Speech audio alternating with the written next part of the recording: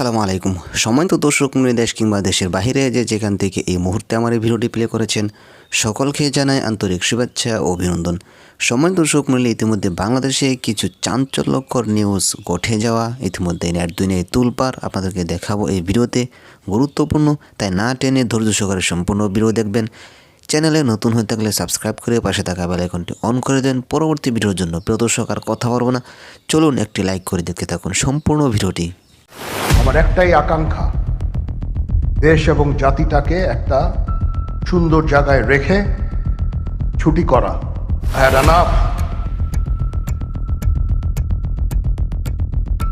সেনাপ্রধানের পদত্যাগ নিয়ে সামাজিক যোগাযোগ মাধ্যমে উঠেছে ভয়ঙ্কর এক গুঞ্জন।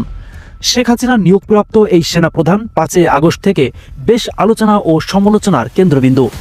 কোনো রাজনৈতিক বিশ্লেষকদের মতে তিনি ছিলেন জুলাইয়ে ছাত্রদের ডাকে সাড়া দেওয়া এক দেশপ্রেমিক সেনাপ্রধান, কিন্তু আওয়ামী লীগ সমর্থিত রাজনৈতিক ব্যক্তিবর্গের কাছে তিনি হয়ে ওঠেন মীর জাফর। এমনকি শেখ হাসিনার সময় নিয়োগপ্রাপ্ত বলেও 5 আগস্টের পর বহু চক্রান্ত ও ষড়যন্ত্র করা হয়েছে তাকে পদত্যাগ বা গ্রেপ্তার করানোর জন্য, কিন্তু তিনি 5 আগস্টে ছাত্র আন্দোলনে সাড়া দিয়ে এই জাতির দায়িত্বভার গ্রহণ করেন নিজ কাঁধে। আমরা একটা সুন্দর ভবিষ্যতের দিকে যেতে পারবো, ভবিষ্যতে পৌঁছাতে পারবো বলে আমি বিশ্বাস রাখি।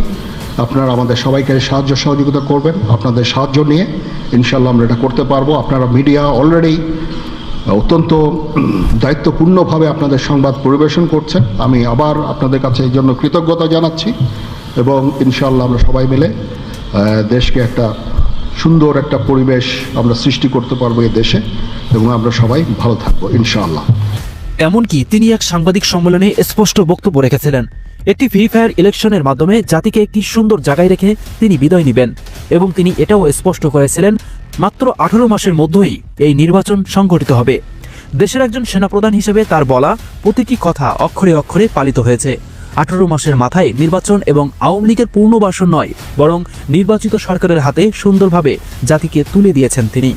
তবে ইতিমধ্যে নির্বাচিত সরকার গঠন হওয়ার পরপরই গুঞ্জন উঠেছে দেশের এই দেশপ্রেমিক সেনাপ্রধানকে পদত্যাগ করানো হচ্ছে, এমনকি তার স্থলে ইতিমধ্যে সেনাপ্রধান হিসেবে নিয়োগও করা হয়েছে, শুধুমাত্র গণমাধ্যমে প্রকাশ করার অপেক্ষা। কেউ কেউ মনে করছেন তিনি তার জায়গা থেকে সুদূর প্রসারী একজন দেশপ্রেমিক সেনাপ্রধান।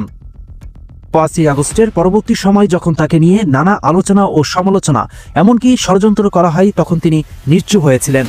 এমনকি যখন ছাত্র সমন্বয়করা, বিভিন্ন নেতাকর্মীরা এবং তার বিরুদ্ধে নানাবিধ অপকর্মের স্লোগান তোলেন, তখন তিনি এই ছাত্র সমাজ তথা জাতির উদ্দেশ্য বলেন, তারা আমার ছেলের বয়সী, তারা তাদের এই বয়সে অনেক কথাই না বুঝে বলবে, তাই আমাদের উচিত তাদের কথাকে প্রাধান্য না দিয়ে বরং তাদেরকে ক্ষমা করে দেওয়া। তারা যখন আমাদের বয়সে আসবে বা সময়ে আসবে, তখন তারা এটি উপলব্ধি করতে পারবে তারা ঠিক ছিল নাকি ভুল ছিল। শুধুমাত্র আওয়ামী লীগ আমলে বা আওয়ামী লীগ সরকার দ্বারা নিয়োগপ্রাপ্ত হওয়ার কারণেই তাকে যদি আজ এই জাতি ভুলে যায় এবং এই ষড়যন্ত্রে তারা যদি এমন সেনাপ্রধানকে পদত্যাগ করিয়ে বা গ্রেপ্তার করানো হয়, তা হবে সেনাপ্রধানের প্রতি এক অবিচার।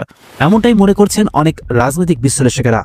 এবারে নির্বাচনকালীন তার নির্দেশে সারা দেশে কোথাও জনসাধারণের মৃত্যু বা নিহত হয়নি। সেনাপ্রধানের এই নির্দেশে সেনা সদস্যরা তাদের দক্ষতার সহিত সারা দেশে তাদের কার্যক্রম পরিচালনা করছে, যা এবারের নির্বাচনে নজিরবিহীন ঘটনা বলে মনে করছেন অনেকেই।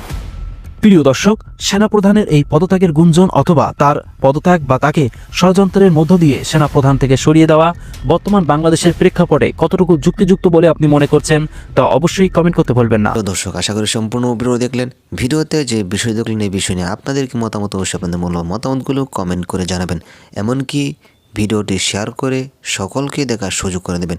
তো আজকের মতো আমি বিদায় নিচ্ছি, আবারও দেখা হচ্ছে অন্য ভিডিওতে। সেই পর্যন্ত সকলে ভালো থাকুন, সুস্থ থাকুন। আসসালামু আলাইকুম।